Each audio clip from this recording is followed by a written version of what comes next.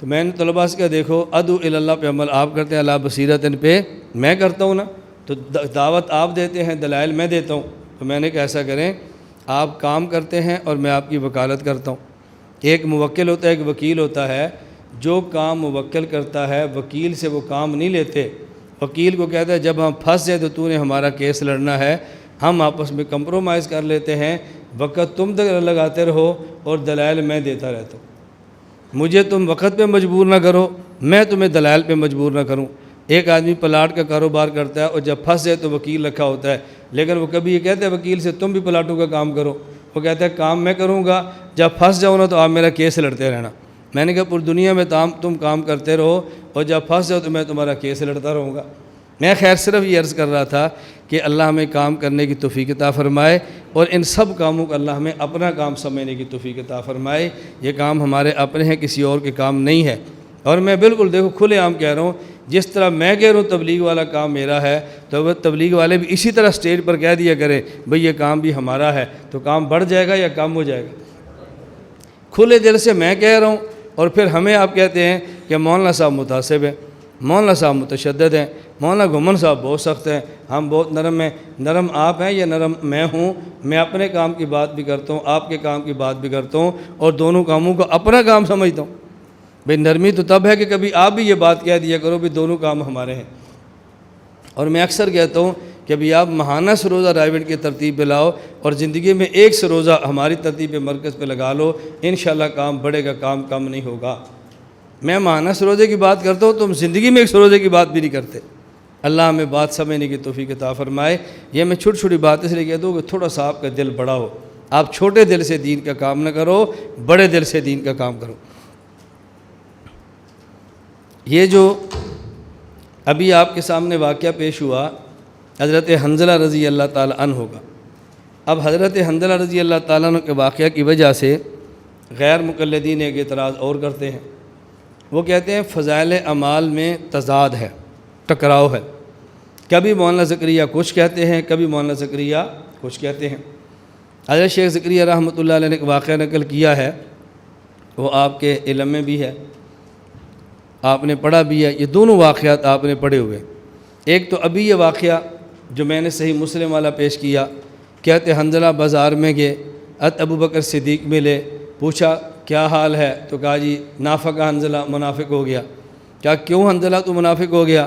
کہا جب اللہ کے نبی کے مجلس میں ہوتا ہوں تو میری قلبی کیفیت ایمان کی اور ہوتی ہے، اور جب بیوی بچوں کے پاس آتا ہوں، اپنے کاروبار میں ہوتا ہوں، تو پھر میری ایمان کی قلبی کیفیت اور ہوتی ہے۔ تو سیدنا صدیق اکبر فرمانے لگے یہ کیفیت تو میری بھی ہے۔ پھر ابو بکر صدیق رضی اللہ تعالیٰ عنہ حنظلہ کو لے کر رسول اکرم صلی اللہ علیہ وسلم کی خدمت میں گئے اور وہاں جا کے پورا واقعہ بیان فرمایا۔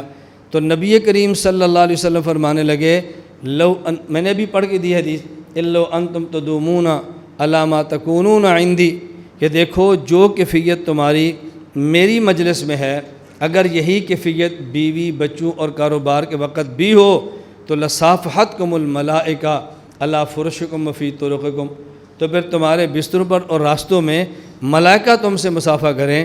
تو حضرت حنظلہ کی بیوی بھی ہے، حنظلہ کے بچے بھی ہیں، اس واقعہ سے صاف طور پہ ثابت ہو رہا ہے۔ اور یہی مولانا شیخ الحدیث زکریا رحمۃ اللہ علیہ حضرت حنظلہ کے بارے میں واقعہ بیان فرماتے ہیں، غزوہ احد میں حضرت حنظلہ رضی اللہ تعالیٰ عنہ اول سے شریک نہیں تھے، نئی شادی ہوئی تھی تو فوراً غزوہ احد میں نہیں گئے۔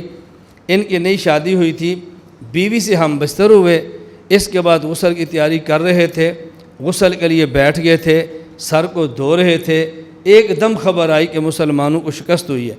جو یہ خبر آئی تو برداشت نہ کر سکے، اسی حالت میں اٹھ کے اپنے ہاتھ میں تلوار کو لیا اور غزوہ احد میں لڑنا شروع کیا، حتیٰ کہ حضرت حنظلہ رضی اللہ تعالیٰ عنہ شہید ہو گئے۔ آگے واقعہ آپ نے سنا ہوا ہے کہ جب ان کو دفن کیا گیا تو ان کے جسم سے پانی ٹپک رہا تھا۔ اب جیسے ملائکہ نے غسل دیا تو مسئلہ یہ کہ جب جو شخص میدان جنگ میں شہید ہو جائے اس کو غسل نہیں دیتے، بغیر غسل کے دفن کرتے ہیں، ان کو بھی دفن کر دیا۔ تو نبی کریم صلی اللہ علیہ وسلم نے پوچھا بھئی معاملہ کہ ان کے گھر سے معلوم کرو، ہم نے غسل نہیں دیا، ملائکہ نے غسل دیا۔ تو گھر والی نے بتایا کہ یہ مجھے ملے تھے اور غسل کرنے کے لیے بیٹھے تھے، جب خبر ملی تو چلے گئے اور شہید ہو گئے۔ اور میدان جنگ میں اگر بندہ شہید اور حالت جنابت میں ہو اس کو غسل دیا جاتا ہے، حالت جنابت میں نہ ہو تو پھر شہید کو غسل نہیں دیتے۔ اب وہ اعتراض یہ کرتے ہیں کہ دیکھو ادھر حضرت حنظلہ کے بارے میں شیخ الحدیث مولانا زکریا فرماتے ہیں ان کی بیوی بھی تھی اور بچے بھی تھے، اور دوسرے واقعے میں فرما رہے ہیں کہ دیکھو پہلی ہی رات یہ لڑے اور شہید ہو گئے، تو یہ ایک حنظلہ ہے تو دو واقعے کیسے ہو گئے؟ اس سے معلوم ہوتا ہے کہ مولانا زکریا رحمۃ اللہ علیہ باللہ دماغ کام نہیں کرتا تھا، کبھی کچھ لکھتے کبھی کچھ لکھتے۔ ہم نے کہا حضرت زکریا رحمہ اللہ کا دماغ کام کرتا ہے، دماغ تمہارا کام نہیں کرتا۔ آپ کہو گے جی کیوں؟ حنظلہ نام کے صحابہ میں سے ایک شخص نہیں کئی تھے، یہ جو حضرت حنظلہ رضی اللہ تعالیٰ عنہ جن کی بیوی اور بچے تھے اور جن کا واقعہ ہے کہ نبی پاک صلی اللہ علیہ وسلم کی خدمت میں گئے اور سارا ماجرہ پیش کیا کہ آپ کے مجلس میں ہوتوں کیفیت اور ہوتی ہے اور گھر بھی بچوں کے پاس ہوتوں کیفیت اور ہوتی ہے۔ یہ حضرت حنظلہ بن الربیع تھے، حنظلہ بن الربیع رضی اللہ تعالیٰ عنہ، اور کاتب وحی تھے۔ اور وہ حنظلہ جو شادی کی پہلی رات شہید ہو گئے یہ حضرت حنظلہ بن مالک ہیں جن کو غسیل الملائکہ کہتے ہیں، تو وہ حنظلہ اور تھے اور یہ حنظلہ اور تھے۔ علم تمہارے پاس اسماء الرجال کا نہیں تھا، تاریخ کو تم نہیں جانتے تھے، اور اعتراض حضرت مولانا زکریا رحمۃ اللہ علیہ پہ فرما دیا۔ اس قسم کے اعتراضات کی ویڈیو بنائی جاتی ہیں، اور نئے نئے لوگ کم علم جو تبلیغی جماعت میں جڑتے ہیں ان کو یہ ویڈیو بتا کے تبلیغ سے بدل دیا جاتا ہے کہ دیکھو تمہارے مولوی کے پاس علم نہیں ہے، اور فضائل اعمال جیسی کتاب میں جھوٹ لکھا ہے اور نام لکھا یہ حدیث پاک کی کتاب ہے، تو تمہارے علماء جھوٹ سے باز بھی نہیں آتے۔